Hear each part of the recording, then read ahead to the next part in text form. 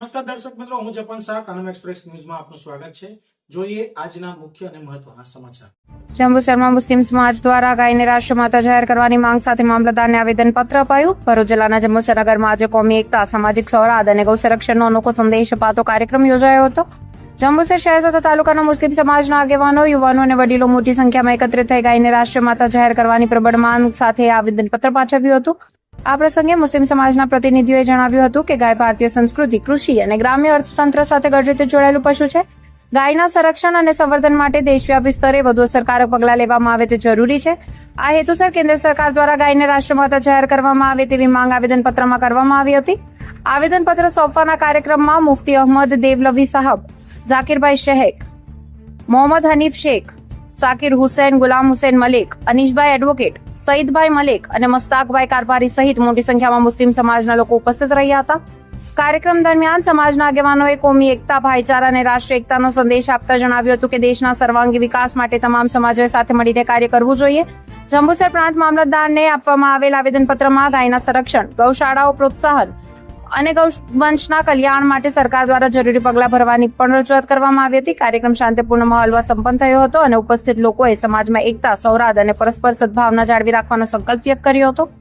ગાયની રક્ષક કરવા માટે, કારણ કે આપણા મુલ્કના અંદર, આપણા દેશના અંદર બધાથી મોટી આવક લોકો હાસિલ કરે છે.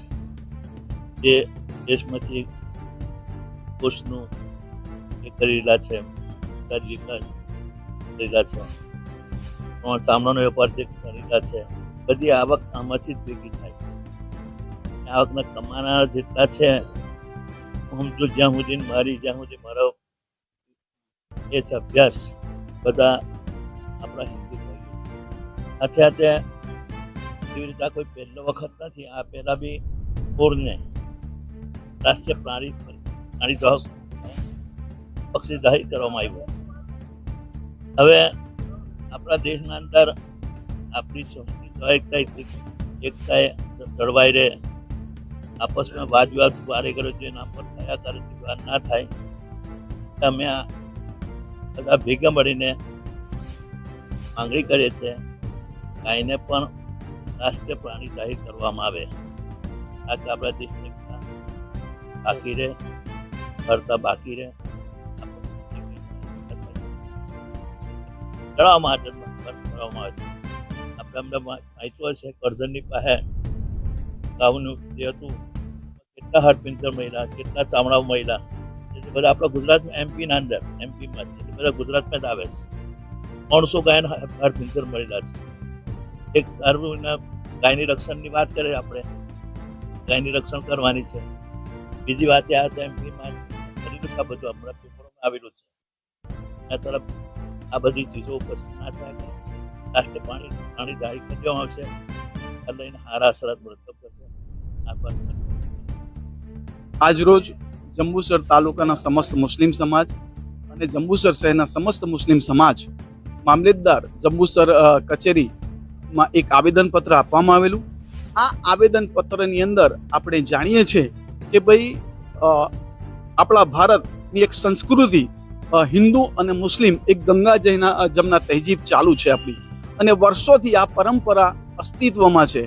હવે હિન્દુ ધાર્મિક માન્યતા અનુસાર આપણે જાણીએ છીએ કે ગાય એક માતાનું બિરુદ છે, અને આ રાષ્ટ્રીય નેશનલ લેવલ પર આપણે જોઈ રહેલા છે કે ઘણા બધા સ્લોટર હાઉસ ચાલે છે, અને એ સ્લોટર હાઉસની અંદર ગાયને ઉપર અત્યાચાર કરવામાં આવે છે. આ અત્યાચાર કરવાના કારણે ગાય માતાને કોઈ સંરક્ષણ આપવામાં આવતું નથી, ના તો સંસદની અંદર એમની એક સંરક્ષણ માટેના તો કોઈ બિલ પસાર કરવામાં આવે છે. તો તેવા સંજોગોની અંદર આજરોજ અમે તમારા માધ્યમથી રાજ્ય સરકાર તેમજ કેન્દ્ર સરકારને વિનંતી કરીએ છીએ કે આ જે ગાય છે એ ગાયને ગાય માતા તરીકે જાહેર કરવામાં આવે, અને જે આપણા ભારત દેશ વિશ્વની અંદર બીજા નંબરનો બીફ એક્સપોર્ટર દેશ છે, એ બધા સ્લોટર હાઉસ બંધ કરવામાં આવે, તાકે અમારા હિન્દુ ભાઈઓની એમની લાગણીઓ દુભાય નહીં અને હિન્દુ મુસ્લિમ એકતા જળવાઈ રહે.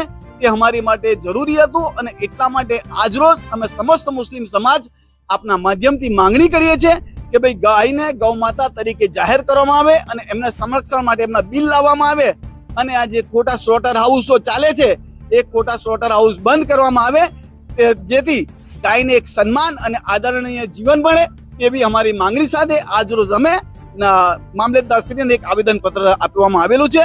જય હિન્દ, જય ભારત.